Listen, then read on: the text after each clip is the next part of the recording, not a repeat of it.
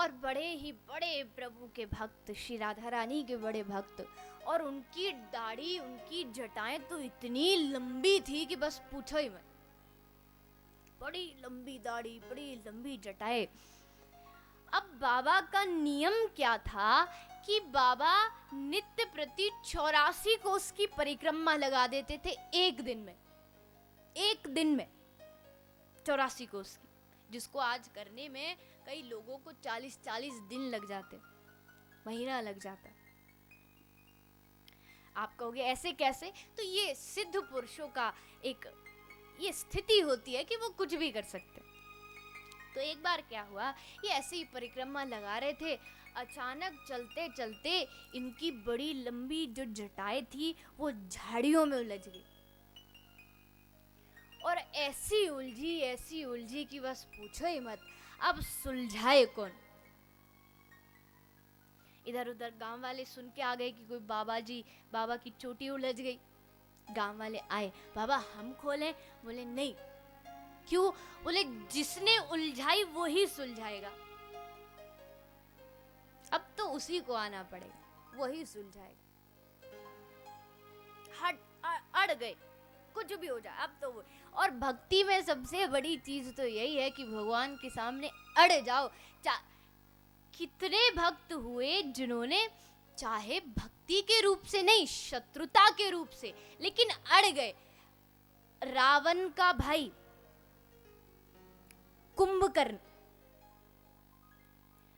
कुंभकर्ण ने एक बड़ी ही, आप सभी ने कुंभकर्ण के बारे में सुना होगा, जो कि था तो रावण का भाई लेकिन उसमें बड़े संस्कार थे। तो जब रावण कुंभकर्ण के पास आया कि तुम मेरी मदद करो सीता को प्राप्त करने में और राम को मारने में, तब क्या कहा कुंभकर्ण ने? कुंभकर्ण बोला कि जानाम सीताम जनक प्रसूति, जानामि रामम मधुसूदनोपि, वधम च जानामि निजम दशाश, तथापि सीता न समर्पयामि। क्या कहा? मैं जानता हूं कि सीता जनक की बेटी है और बड़ी महान है। मैं राम को भी जानता हूं, मुझसे 1000 गुण ज्यादा उस राम में है। वधम च जानामि, और मुझे ये भी पता है कि वो ही मेरा वध करेगा, राम। लेकिन तथापि इसके बाद भी सीताम न समर्पयामि, इसके बाद भी हम सीता को समर्पित नहीं करेंगे। अड़ गया। अब तो उसको आना पड़ेगा। अब तो श्री रामा जी भी, कुछ भी हो जाए, अब तो ठाकुर आएंगे। अब भक्त के सामने भगवान की कब चली है, भगवान तुरंत प्रकट हो गए। हाथ में मुरली है, सर पर सुंदर मुकुट है, मोर पंख लगा है, पीतांबर है। लो भैया नाभा जी, अब आपके सामने हम तो आ गए, चलो लाओ अब तुम्हारी जटाएं सुलझा दे। नाभा जी बोले भैया 1 मिनट, क्या हुआ? बोले आप कौन? प्रभु हंसते हंसते बोले अरे भैया मुझे नहीं पहचानता? अरे मैं भगवान हूँ, देख तो सही, मोर पंख बंसी लगी। नाभा जी बोले मैं कैसे मानूं भगवान हूँ? अच्छा कोई सर्टिफिकेट हो तो दिखा दो। अब भगवान ने सोचा ये तो शायद पहला ही भक्त होगा जो भगवान होने का भी सर्टिफिकेट मांग रहा है, और सच बात भी है। आजकल तो इतने भगवान हो गए कि आदमी भी कंफ्यूज है कि असली भगवान है कौन। इतने भगवान हो गए। हमारी भागवत कहती है 24 अवतार थे, तो आज तो 24 लाख पता नहीं कितने पहुंच गए। कोई किसी का अवतार है, कोई कहीं का अवतार। लोग भी कंफ्यूज है। एक बार क्या हुआ, ये समय तो बड़ा कम है लेकिन जब याद आ जाता है, एक मंदिर में भक्त आते हैं, कोई फल लाता है, कोई कुछ लाता है भगवान को भेंट चढ़ाने के लिए। एक आदमी पेटी में सेब भर के लाया, ठाकुर जी को चढ़ा दिए। पंडित जी आए, पुजारी जी, पर्दा लगाया, पर्दा लगाती पेटी उठाई और घर पहुंचा दी। कहते हैं कि आज के पंडा पुजारी मन में राखे 8, बाल भोग भीतर धरे और चरणामृत दे बांट। माल माल तो भक्तों को तो बस चरणामृत दे दो, बस ले गए। भगवान ने सोचा चलो कोई बात नहीं, इसके बच्चे खा लेंगे, एक ही बात। अगला भक्त आया, रसगुल्ले लाया, रसगुल्ले रखे, भैया भोग लगा दो। पुजारी जी ने पर्दा लगाया, पर्दा लगाते ही रसगुल्ले उठाए, घर। जो भी आए सब घर। भगवान को आया गुस्सा, बोले बहुत हो गया, आज तो अब नहीं चलेगा, अब तो इस मंदिर को छोड़ के जाऊंगा। भगवान उठे और चल पड़े मंदिर छोड़ के बाहर। बाहर एक वकील खड़ा था, उसने देखा कोई आदमी आ रहा है, सोचा जैसे कुछ नाटक में पहन के आ जाते वैसे कोई आया होगा। बोले भैया कौन हो? बड़े गुस्से में कहा मैं भगवान हूँ, लेकिन इन कलयुगी लोगों से परेशान आ गया, छोड़ के जा रहा हूँ मंदिर।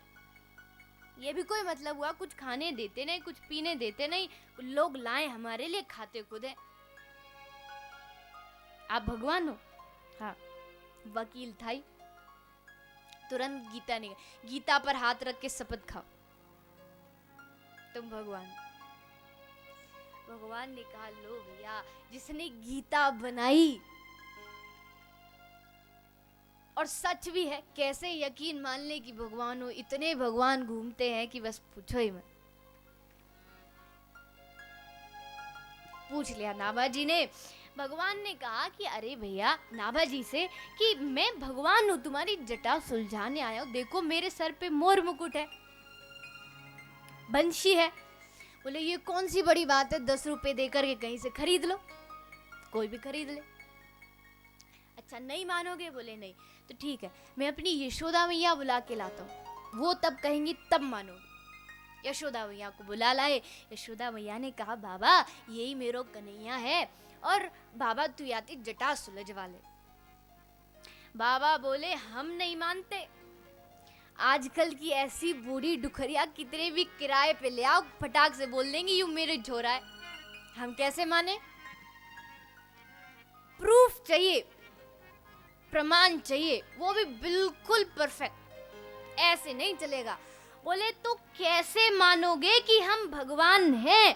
बोले जाओ, अगर तुम चाहते हो कि मैं मानूं तुम भगवान हो, जाकर के राधा रानी को बुला के लाओ, अगर उन्होंने एक बार बोल दिया कि ये कृष्ण है तब मानूंगा। ठाकुर जी गए, हे श्री किशोरी जी चलिए, कहां? हमें प्रमाणित करने कि हम भगवान हैं। और तब किशोरी जी आई और तब बाबा से कहा कि बाबा यही मेरा कन्हैया है। तब जाकर के नाभाजी ने जटा छुड़वाई। कन्हैया को भी राधा रानी ने ही प्रमाणित किया। ऐसी श्री राधा रानी, याद रखिए भगवान कृष्ण की भक्ति बड़ी अच्छी है, उसमें कोई दोहराया नहीं, लेकिन जहाँ बात राधा रानी की आती है, अगर भगवान श्री कृष्ण को प्राप्त करना चाहते हैं तो श्री राधा रानी का आश्रय लेना पड़ेगा, उनकी भक्ति करनी पड़ेगी। इसलिए आज से हाय हेलो छोड़ो और राधे राधे बोलो। ऐसा जीवन बनाओ कि ना चाहते हुए भी सोते जागते आपके मुख से श्री राधा रानी का नाम निकले और आप भी कह उठे, बोल उठे, राधे राधे राधे कहने की आदत सी हो गई है। राधे राधे राधे कहने की आदत सी हो गई है। राधे राधे राधे कहने की आदत सी हो गई है। राधे राधे राधे कहने की आदत सी हो गई है। श्री जी के चरणों में रहने की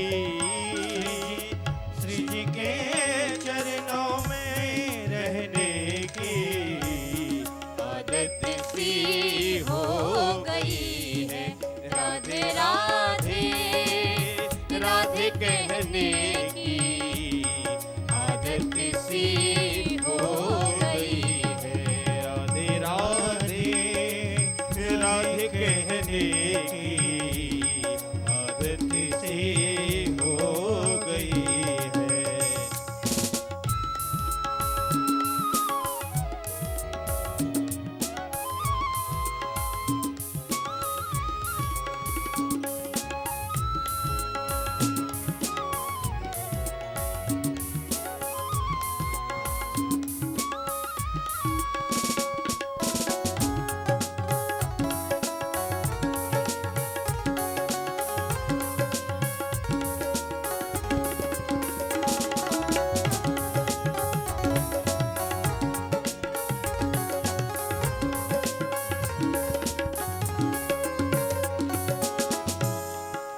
कोई पागल या दीवाना मस्ताना ही कहे।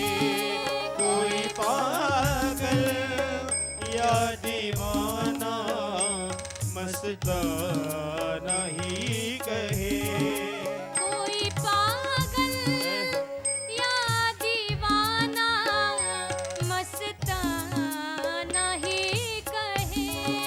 कोई पागल या दीवाना मस्ताना ही कहे।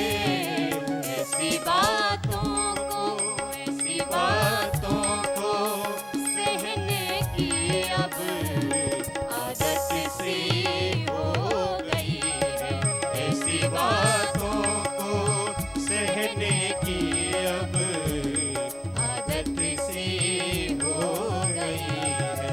राधे राधे राधे कहने की आदत सी हो गई है। राधे राधे राधे कहने की आदत सी हो गई है। श्री जी के चरणों में रहने की, श्री जी के चरणों में रहने की आदत सी हो गई है। राधे राधे राधे कहने की आदत सी हो गई है। श्यामा प्यारी आ बड़े हम तेरे नाम के सहारे। श्यामा प्यारी आ बड़े हैं तेरे नाम के सहारे। राधे राधे राधे राधे राधे राधे राधे राधे राधे राधे राधे राधे राधे राधे राधे राधे। सभी दोनों हाथ उठा के प्रेम से ताली बजाएं।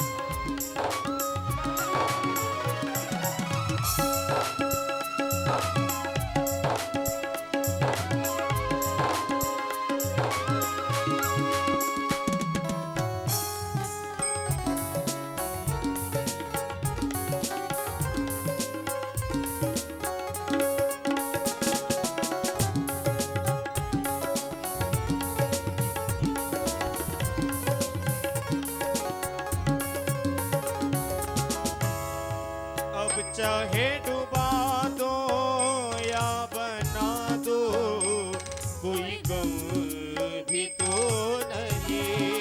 अब चाहे डुबा दो या बना दो, कोई गम भी तो नहीं।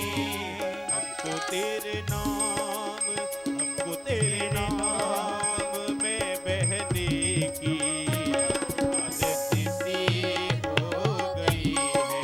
हमको तेरे नाम में बहने की आदत सी हो गई है। राधे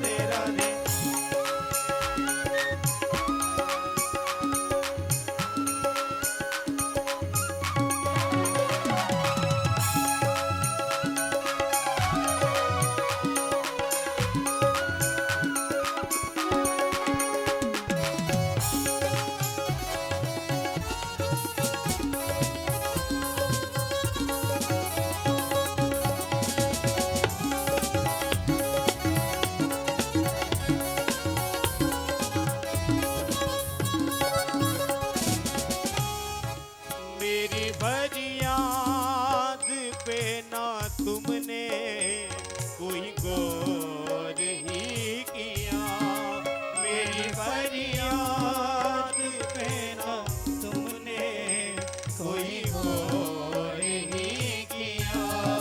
बीती बातों को दोहराने की आदत सी हो गई। बीती बातों को दोहराने की आदत सी हो गई। राधे राधे राधे कहने की आदत सी हो गई है। राधे राधे राधे कहने की आदत सी हो गई। श्री जी के चरणों में रहने की, श्री जी के चरणों में रहने की आदत सी हो गई। राधे राधे राधे कहने की आदत सी हो गई। राधे राधे राधे कहने की आदत सी हो गई। राधे राधे कहने की आदत सी हो गई। राधे राधे राधे कहने की आदत सी हो गई। आदत सी हो गई। आदत सी हो गई।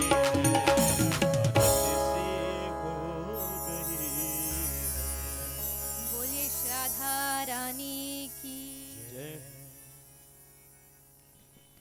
तो ऐसी श्राद्धा रानी और भगवान श्री ठाकुर जी को हम सत सत प्रणाम करते हैं। ये इस श्लोक में बताया गया है। इसके पश्चात जो आगे श्रीमद् भागवत का महत्व में कुछ कथाएं आती हैं जो आपने बहुत बार आप सुन चुके हैं, उसका हम सब संक्षेप रूप में आगे वर्णन करेंगे, उसका आप श्रवण करेंगे। उससे पहले आइए 2 मिनट जो सूचना है वो श्रवण करें, क्योंकि कथा का जो आस्था पर जो समय है, आस्था टीवी पर, वो 12:30 बजे तक है। तो उसलिए उसका विश्राम का समय हो चुका है। तो आप सब वो सूचना श्रवण करें और फिर आगे की कथा को हम आगे बढ़ाएंगे। राधे राधे। बोली वृंदावन बिहारी लाल की। बड़ी ही पावन कथा हम सभी पूज्य देवी जी के मुखारविंद से श्रवण कर रहे हैं। और आप सभी जानते हैं कि लगातार वर्ल्ड संकीर्तन टू ट्रस्ट के सभी साधकों का, सभी जो पूज्य देवी जी के भक्त हैं, कन्हैया के भक्त हैं और निरंतर जो कथा का दर्शन श्रवण करते हैं और इस जो पावन कार्य से जुड़े हुए हैं, सभी का एक सार्थक प्रयास यही है कि बहुत जल्द गौ सेवा धाम हॉस्पिटल का निर्माण हो और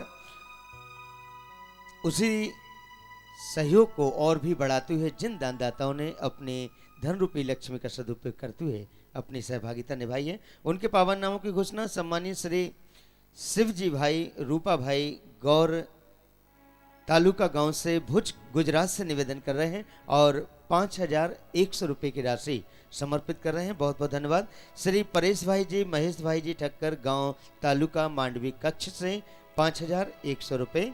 श्री खत्री अली अकबर हुसन गांव कोड़ावे तालुका मांडवी से 5100 रुपये। श्री जाला शिव जी, हिम्मत सिंह जी मेडिकल स्टोर बिदड़ा कच्छ से निवेदन कर रहे हैं 5100 रुपये की राशि के साथ। श्री हरि भाई जी पटेल कच्छ गुजरात से निवेदन कर रहे हैं और सीमेंट के सहयोग के साथ ऐसे पावन कार्य से जुड़ रहे हैं। श्री राणानंद शर्मा जी जिला रायपुर छत्तीसगढ़ से निवेदन कर रहे हैं 5100 रुपये की राशि के साथ।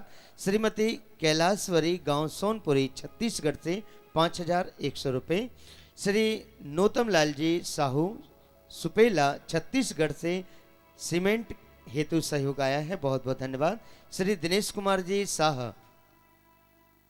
गांव बिमतरा छत्तीसगढ़ से सीमेंट हेतु सहयोग। श्री दयाराम जी चंद्राकर पत्नी गिरजाबाई जी निवेदन कर रही हैं और 5005 रुपये की राशि समर्पित कर रही हैं, बहुत बहुत धन्यवाद। श्री कुमेश्वर यादव जी गांव केसतरा छत्तीसगढ़ से निवेदन कर रहे हैं और सीमेंट हेतु सहयोग कर रहे हैं।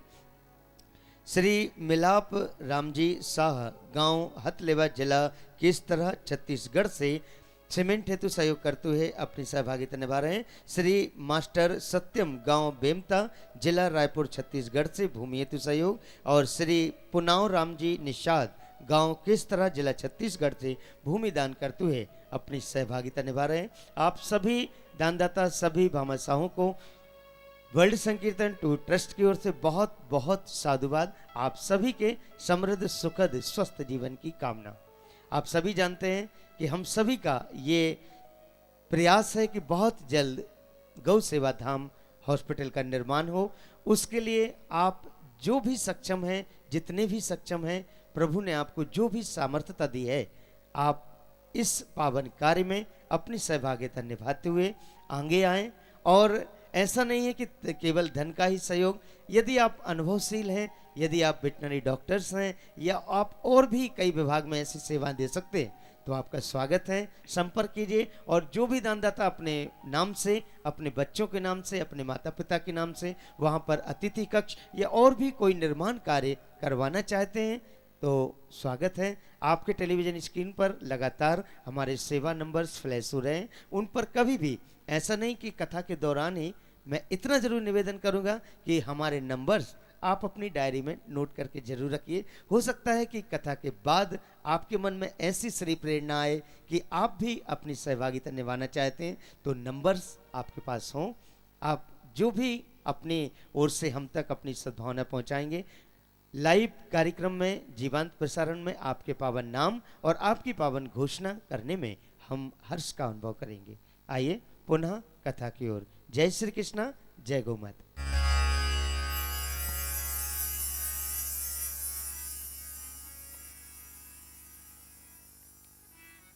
तो आइए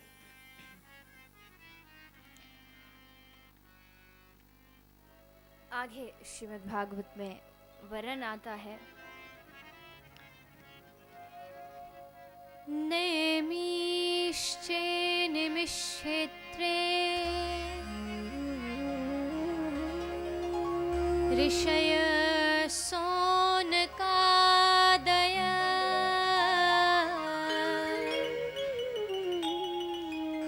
सत्रं स्वर्गाय लोकाय सहस्रसम्मा सत।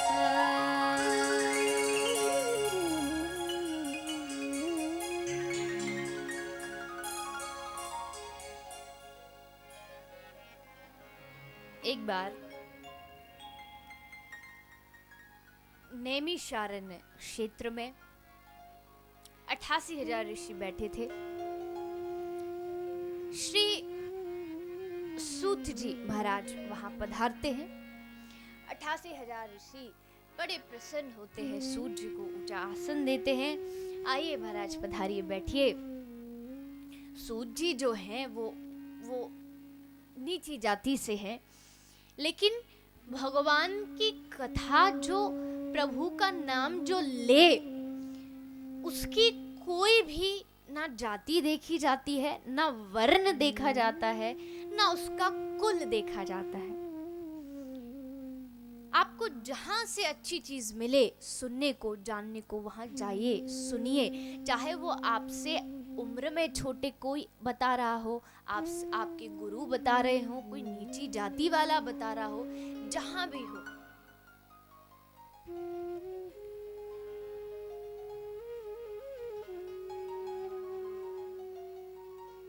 एक पोस्टमैन आपको आके एक लेटर दे, आपके किसी बड़े प्रिय का वो लेटर हो, आपको पकड़ाए, पत्र दे,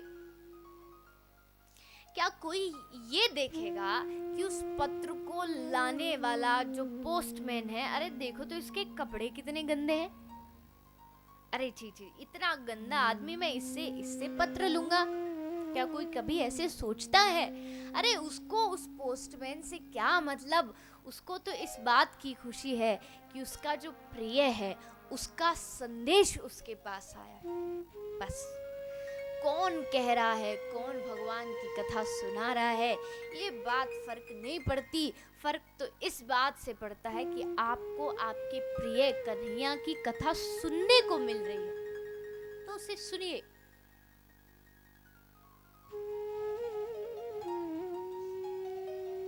ऋषियों ने पूछा, महाराज आप हमें कोई ऐसी कथा सुनाओ जिससे भक्ति, ज्ञान, वैराग तीनों की प्राप्ति हो जाए आसानी से।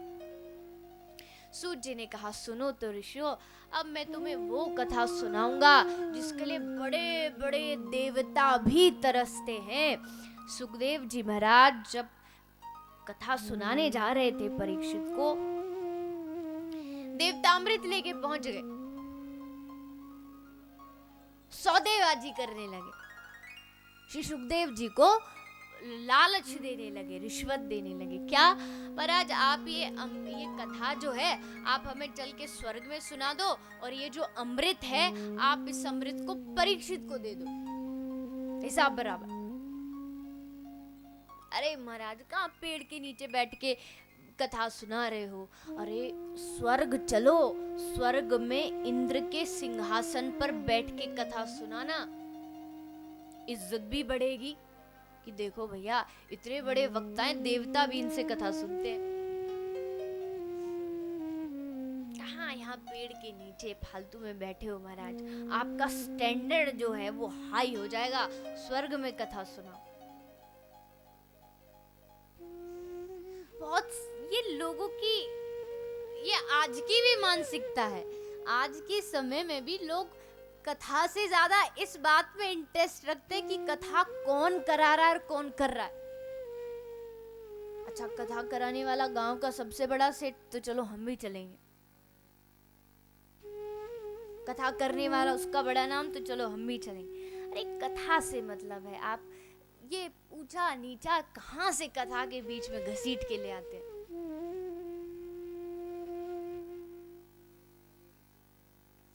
संत की पहचान उसके धन से नहीं होती। अरे भैया वो बड़ा संत है, उसके इतने आश्रम है, उसके इतने चेले हैं, ये संत से आप इस बात से पहचान ही नहीं सकते, इस संत की पहचान नहीं हो सकती। बड़ा समझाया महाराज, चलो स्वर्ग में, और ये परीक्षित क्या दक्षिणा देगा आपको? हम तो आपको अमृत देंगे दक्षिणा में। लेकिन तब सुखदेव जी ने कहा, क्व सुधा क्व कथा लोके क्व क्वांच क्व मनिर महान। अरे देवताओं, कहाँ तुम्हारा अमृत, कहाँ तुम्हारा खारा सा अमृत, कहाँ मेरी रस भरी कथा? ये तो ऐसी एक कांच और हीरे की तुलना के बराबर है। तुम्हारा अमृत तुम्हें मुबारक, नहीं दिया देवताओं को, चले गए। और फिर परीक्षित जी को एक कथा सुनाई, जिसको आज हे ऋषियों मैं तुम्हें सुना रहा हूं। इसी प्रसंग में भक्ति ज्ञान वैराग की कथा आई। ज्ञान वैराग जो कि बेहोश हो गए थे, उनको होश में लाने के लिए श्री नारद जी ने कथा कराई हरिद्वार के पास में, और ज्ञान वैराग को होश आया। इसी प्रसंग में महाराज आत्मदेव की कथा आती है। आत्मदेव जो कि बड़े विद्वान ब्राह्मण थे, उनकी एक पत्नी थी जिसका नाम था धुंधली। बड़ी